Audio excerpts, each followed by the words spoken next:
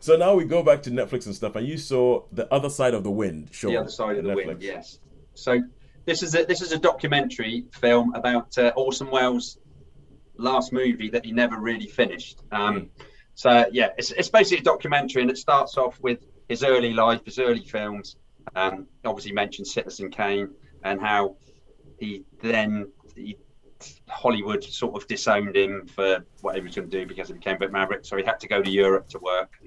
He made lots of other films. So all through this documentary, there's lots of archive footage, and then there's actual footage of the making of this film, which was going to be his last film, and all the actors who were involved and weren't involved, and got sacked and got rehired, and there's other directors, John Huston, Peter Bogdanovich, and the players like John Huston is. I didn't realise they were terrific friends. Orson Welles and John Huston, who I rate very, very highly, were very much together. So basically, this was John Huston playing Orson Welles in. Because John Huston was cast in the original film. Cast in the original film, yes. So he's actually the same, and it's saying he's the only one who could do it, But in the end, why didn't Orson Welles do it himself, So, and it was almost, and then there was people that were saying, well, he never wanted to finish his films, and other people saying, well, he did want to finish his films, but he ran out with money, and a lot of the finance for that film came from Iran, from the Shah of Iran. Oh yeah. And then all of a sudden, it was obviously when they had the Ayatollah Khomeini take over from Iran, they basically took the film and locked it away until the funding, they ran out of funding. Yeah, it just dried up because most of it was being financed by the Shah of Iran, which was quite interesting.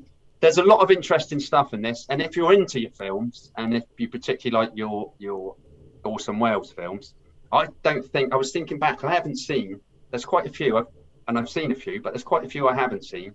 And there was one that they go on quite a lot of, which is, it's about Falstaff, and it takes in 3 Shakespeare plays, which I'm going to make a, pardon? Have you seen that, Sharon? No, I haven't seen it. I'm aware of it. And I'm aware I forget what it's called. Now. That's a shame like that. But basically, it's about Falstaff, and it takes in the 2 Henry IV and the Henry V, and it's just the so that was really, to me, that was the most I thought, this is intriguing, this is interesting, I'm going to have to watch. I'd like to see this film. But yeah, how much time I got left? That sounds a little bit like The King. The King, yes, a little bit like The King, yeah. I mean, it goes to Henry V, and it's very, very clever. Oh, right, okay. Oh, that's quite a lot of time then, so we can look that up, that other film. Yeah, so you've got, as I say, you've got these directors talking. You've got Peter Bogdanovich and talking about the guy that was playing, supposed to be Peter Bogdanovich. You've got a girl who's really young that's it is a typical documentary with lots of different archive material. I mean, it concentrates a lot of archive material, interspersed with some of the material from the film, interspersed with, interviews with, and he's quite, to me, from what I got from this, was that Orson Welles was quite, for me, I think he was someone I would have got on with. He seems quite a jovial, quite likable character, and to me, I think, and this has made me more interested in Orson Welles, to see some more Orson Welles. I was fully expecting you to say he seems to me like quite an arsehole. Well, that's what I would have thought. That's what I would have thought for some of the things, but he was quite endearing as well. He had quite a nice charismatic. He was very charismatic, I would say. Yeah. So if a bit and very, very intellectual as well. Very. Anybody who's seen any of his appearances on Parkinson's, with the big, massive, bushy beard, with a big, massive, bushy beard that somehow sprouted a cigar from somewhere, just sticking out of this beard.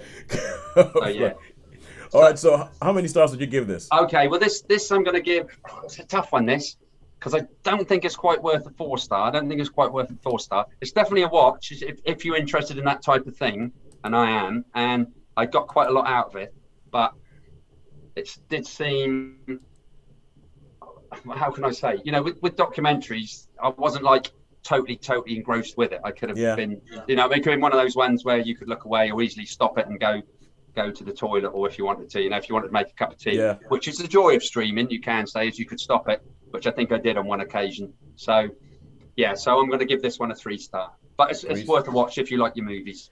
We've had ourselves a very 3-star kind of week. Very, yeah.